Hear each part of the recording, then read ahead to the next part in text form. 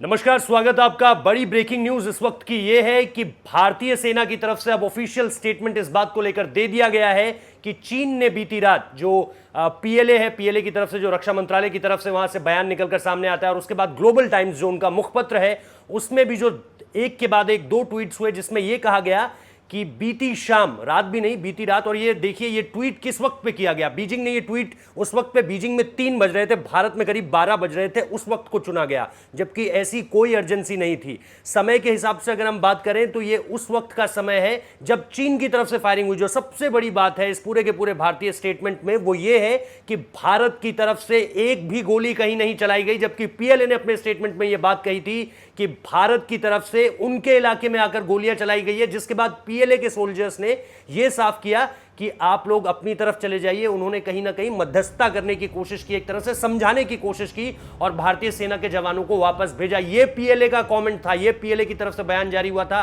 भारत ने इसे आज सिरे से खारिज कर दिया है और भारतीय सेना की तरफ से जो ऑफिशियल स्टेटमेंट आया है उसमें यह साफ तौर पर कहा गया है कि ना तो भारत किसी और टेरिटरी में घुसा है और ना ही भारत की तरफ से कोई भी फायरिंग, एक सिंगल फायर भी नहीं किया गया है। सुबह से लेकर बीती रात से, जब से पीएलए की तरफ से यह बयान आया था, तब से यह कहा जा रहा था कि 45 साल में पहली बार ऐसा हो गया है कि गोली चल गई है, लेकिन इंडिया ने इस स्टेटमेंट को खारिज कर दिया। 1975 के बाद की यह बात कही जा रही थी कि शायद ऐसा हो गया है कि 4 दशक बाद, 40 साल बाद पहली बार फायरिंग का इंसिडेंट एलएसी पर हो गया, लेकिन इंडिया के स्टेटमेंट पर जाएं तो ऐसी कोई बात नहीं है। पीएलए एक बार फिर प्रोपेगेंडा फैला रहा है, वो दुनिया को यह बताना चाह रहा है कि भारत किस तरह से इनकर्जन्स कर रहा है और ऐसे क्षेत्रों पर घुस रहा है जो बफरिंग जोन है एक तरह से, या जिसमें पीएलए अपना अधिकार बताता है, अघोषित अधिकार बताता है। इल्लीगल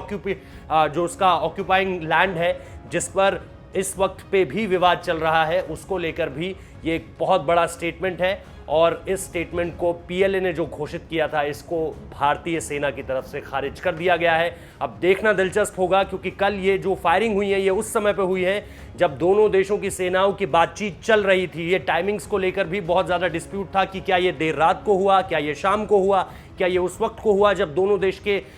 सेना के अधिकारी एक दूसरे के साथ बात कर रहे थे मोल्डो में, चुशूल मोल्डो में। और क्योंकि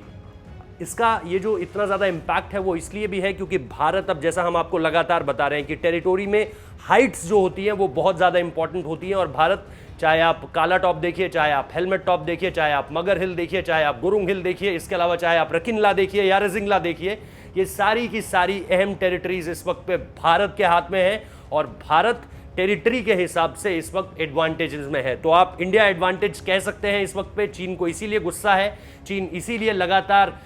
ये सारी हरकतें कर रहा है क्योंकि उसे स्पोंगर पास से कहीं ना कहीं एक रास्ता चाहिए चुशूल में आने के लिए, जो उसने 1962 में लेने में जो उसमें वो कामयाब हो गया था, लेकिन इस बार भारतीय सेना उसे कामयाब नहीं होने दे रही है। बड़ी खबर यही है कि चीन ने जो बीती रात कहा स्टेटमेंट, उसे भारत ने पूरी तरह से खारिज कर दिया है। एलएसी पर कोई गोली नहीं चली है और भारत ने उनकी टेरिटरी पर एंट्री भी नहीं की है। बहुत बहुत शुक्रिया इस खबर को देखने के लिए।